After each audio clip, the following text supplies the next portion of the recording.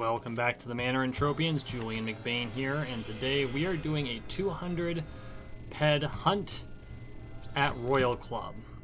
And I gotta apologize, I'm not as prepared for this one as I normally am for a video, or at least as much as I try to be for a video. Mundane life kind of exploded this week. It happens, or more accurately, it was unexpected that something would come up today, and this has to be posted for tomorrow. So, it happens. It's all good. So for this, we're gonna be seeing how profitable 200 ped worth of hunting is going to be. It looks like we got someone else at Tuner. A hood for the Soldiers of Redemption.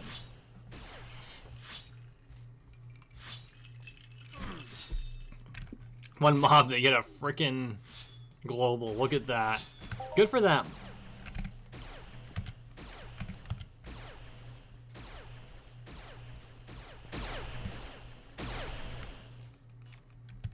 Okay, so I want to see how profitable this can be, because I think I'm doing okay.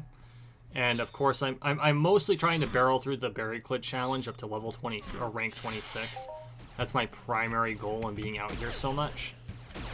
And then I'll find another mob that I can go and I can hunt repetitively. Because that's the nature of the beast, right? That's the grind. But just coming up with... Ooh, that was a pretty good one. Almost 3 ped there.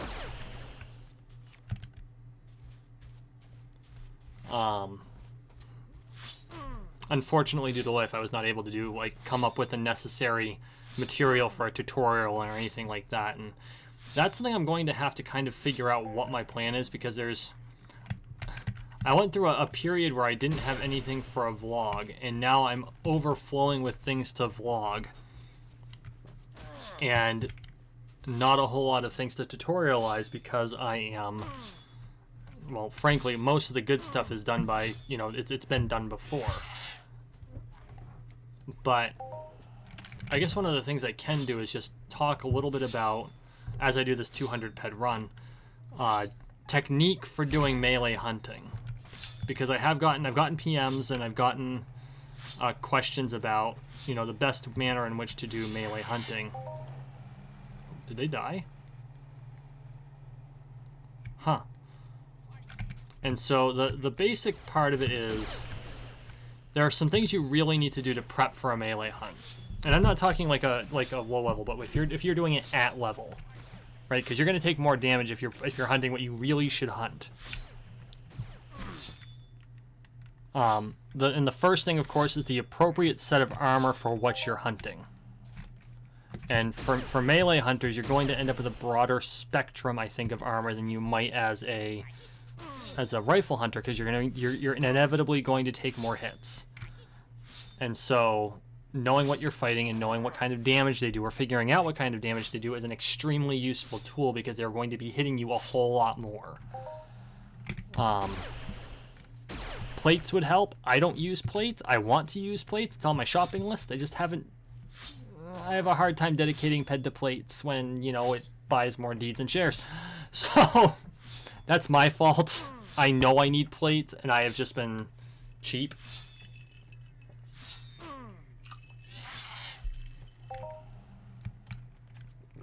No, I'm not going to pull punches on myself. I know better. I've been cheap about it. It is what it is. So the next thing you're going to need is you're going to need a weapon with which to pull mobs. And so for a long time, I just used boot and spare rifle, and that works perfectly fine.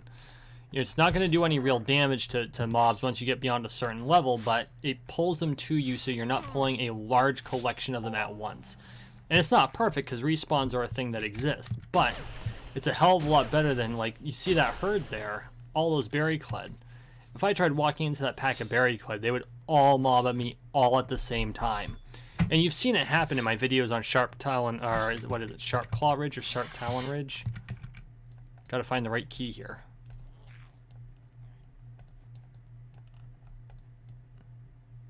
Sharp Claw Ridge. You've seen it happen. And it doesn't take much, because like berryclad in particular are a very aggressive species. There are less aggressive species, Caudadergus, that you find like down at Camp Icarus, are a very good example of something that's non-aggressive. But berryclad are highly aggressive. Sabakuma are also highly aggressive, actually more aggressive than berryclad are. It is very easy to get completely surrounded and mobbed by a bunch of Sabakuma.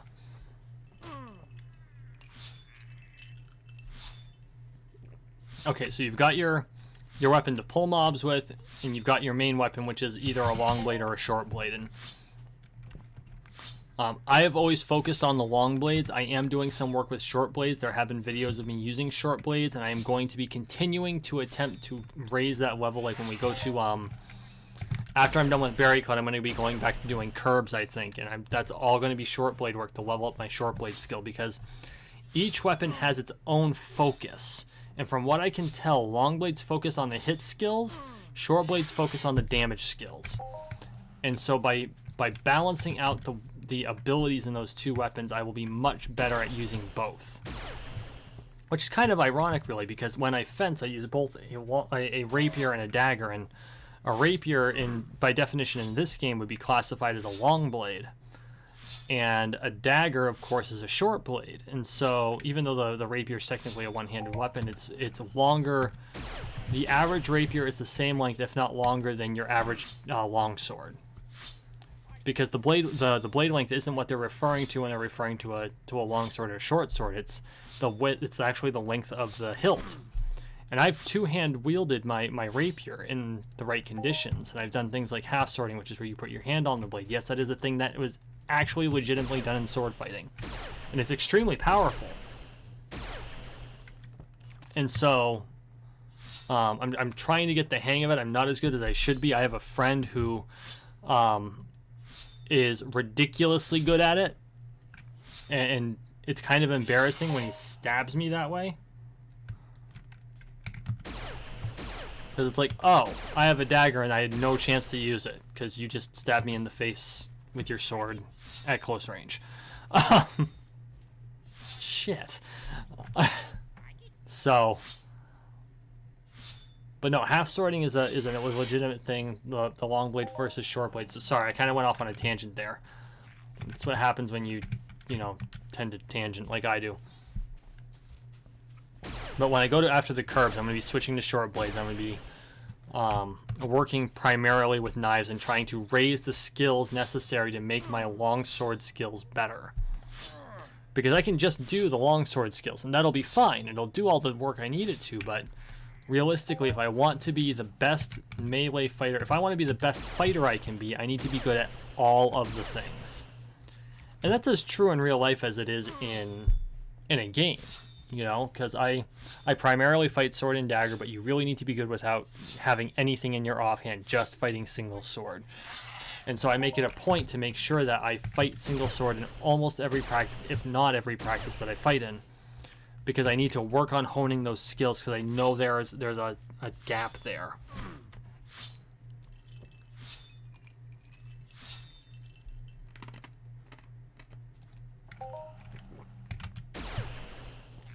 So the same thing happens in Entropia. And it was made very obvious when I had the video that I was in, or I tried the video on my side, and I couldn't keep up. But in one of Serial Overdrive's live streams, I purely went over there to say hello, but I ended up, crashing his live stream, and so we did some joint hunting, and it was very obvious that I was severely lacking in ability to team hunt because I did not have a ranged weapon. Or I should say, more accurately, I did not have the ranged weapon skills to keep up with him. And so, I mean, when it comes to swords, I'm very confident in my ability to use swords in this game because I'm using an LB30. Of course I am. Just like I'm very confident in my ability to use swords in real life. I know where I sit in the general hierarchy of skill when it comes to being a swordsman. And I accept that, and I accept that I need to get better, and so that's what I strive to do. That's why I practice on a weekly basis, and I teach. Because you actually get better by teaching than you do just by practicing alone. because it forces you to step out and say, oh, I'm not being clean. Or I'm not being... What's the word I'm looking for? I am not being as smooth as I should be. That would give me the best reaction time. And so, okay, that's the way it works in real life. So how does that move over here to Entropia? It moves over here to Entropia because it's when you're doing the things in Entropia and you're grinding those skills out, you realize that, oh, because I have focused so much on this one specific group of skills, the other skills by their very nature have suffered as a result.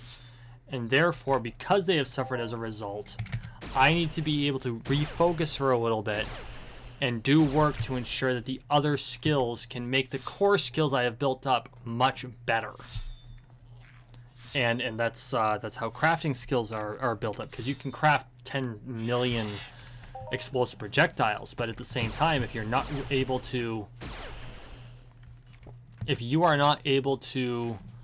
build up the other skills, like through doing repairs or crafting other items, your crafting skill is going to climb extremely slowly.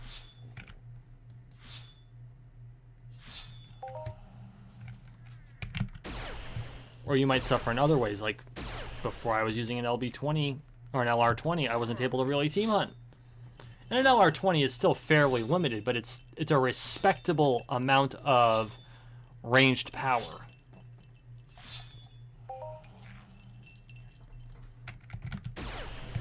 Right, so it's one of those things where if I do a team hunt, I know I can at least reasonably hold my own. And if the mob gets in close, I can always switch to my longsword and I can really hold my own. But it's not easy, it's not a smooth move. And unfortunately, when you go to switch weapons, you have a much higher chance of lag than you ever do than when you just stick to the same weapon throughout the whole fight.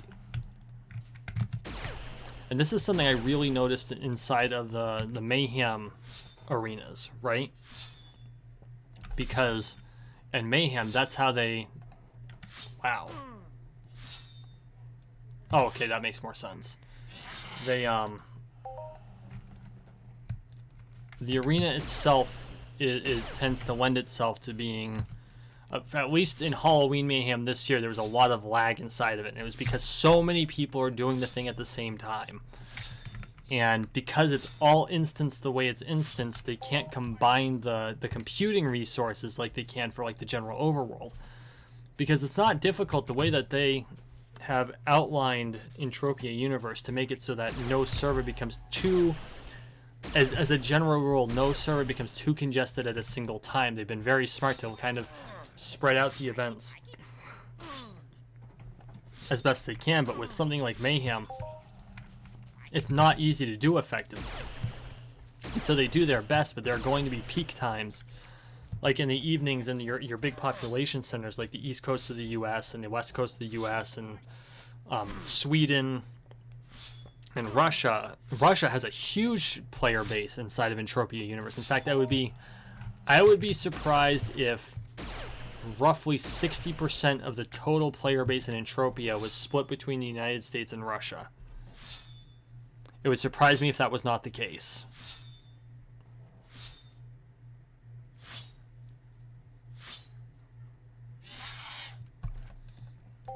And so, which is very interesting because it's a game out of Sweden. And I'll give Mindark a huge amount of credit. They have put an enormous amount of effort into putting this together and keeping it going for as long as they have, because with only the, well, I can't say only, because you've got all the planet partners who put their piece together. It's an extremely unique business model, and it has survived amazingly well over the course of a longer history than World of Warcraft. And even Blizzard's having trouble keeping up, because they keep having to manufacture bigger and bigger crises in their game, and now their player base is just like, eh.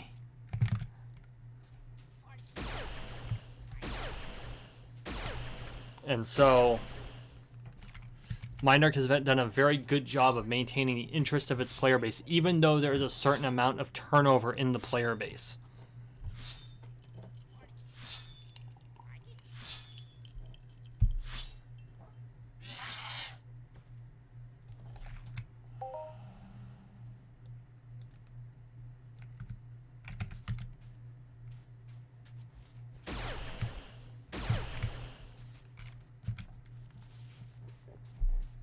And so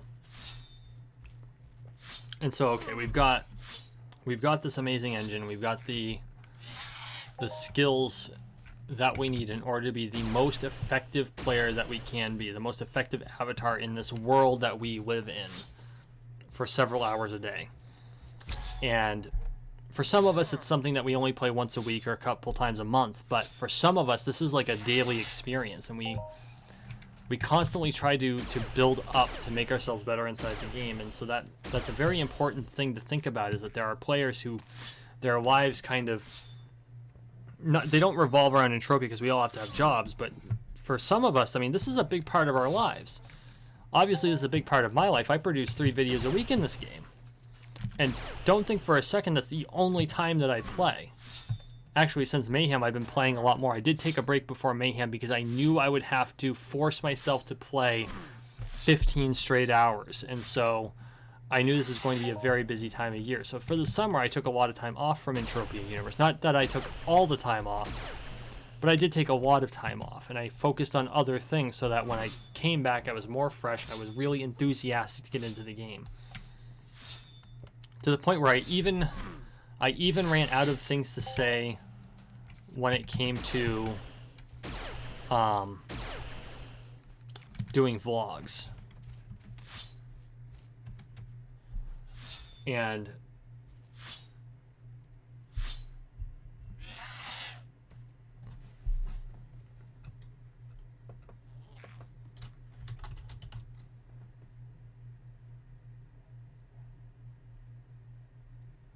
hang on, I'm receiving messages. I just need to make sure that.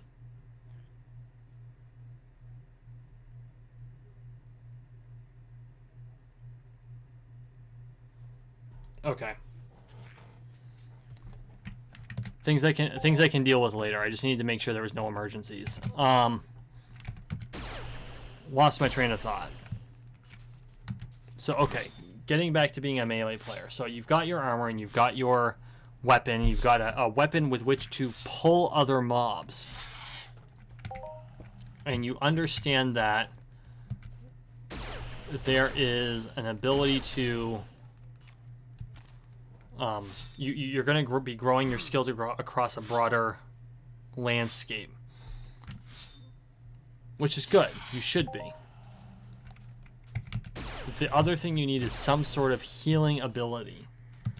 It can be a FAP or it can be a chip. I personally prefer Mind Force, but that's me. If you prefer FAPs, go for the FAPs. I can hear all the Americans laughing.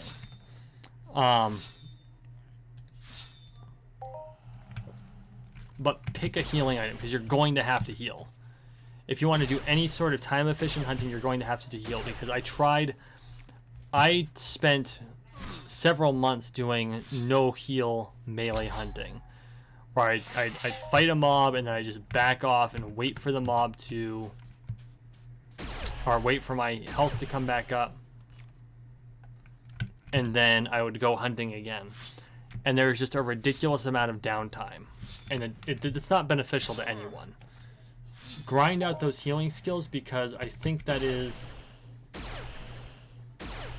really important.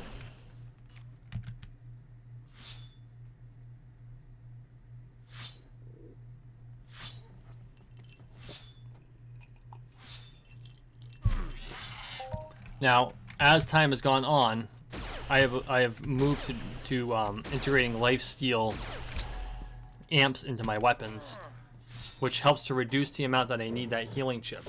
And so I think that over the course of the long term, I will end up saving PED because I'm not constantly repairing my healing chip. But at the same time, it may not be as efficient, and I haven't really calculated that difference, but it does time-wise save me a lot of effort. It also boosts my evade skills and my dodge skills and things like that, which slows down their progress, but at the same time makes it so I don't take nearly the number of hits that I could be taking. That was not the good tab targeting.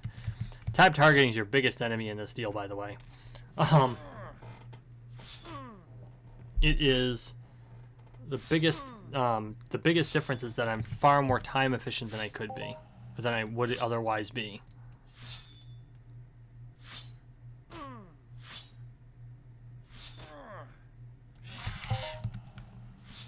Oh my god, we haven't even hit 100 ped yet. I might end up cutting this one a bit short. Because, yeah, it's after 22:30 where I am, so I'm going to start... I'm not going to, like, transport myself there, but I'm going to start heading back toward the base camp. High respawn. See? Respawns are a thing that exists.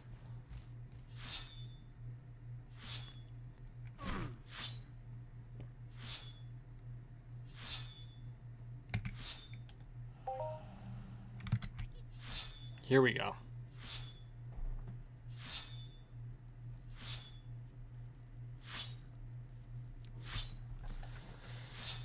Come on.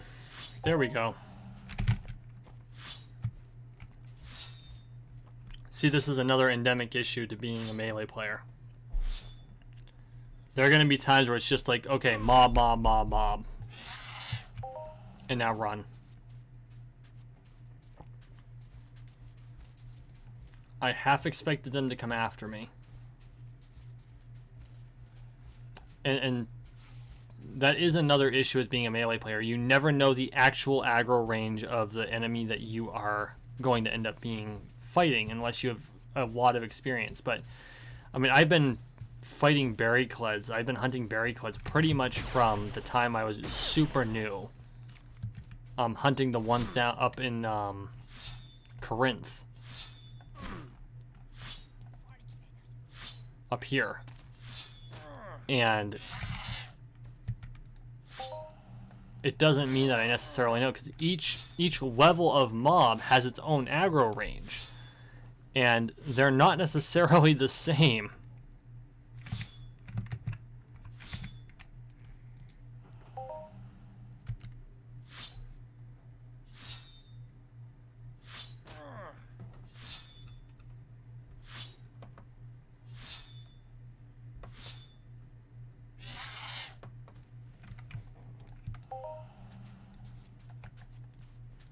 Okay, here we go.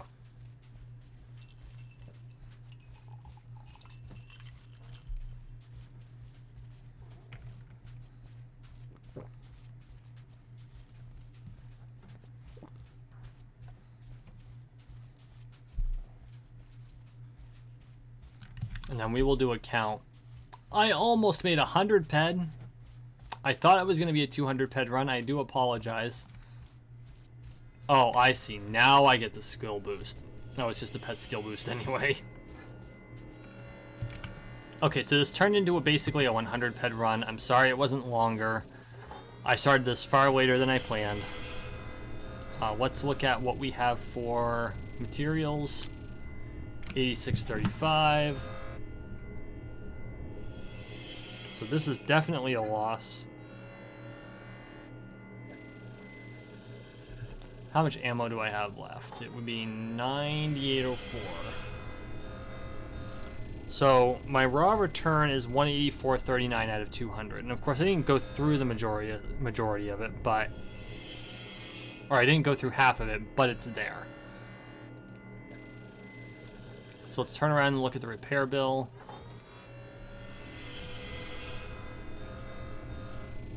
So my total return is 159.01 for a 200 ped hunt.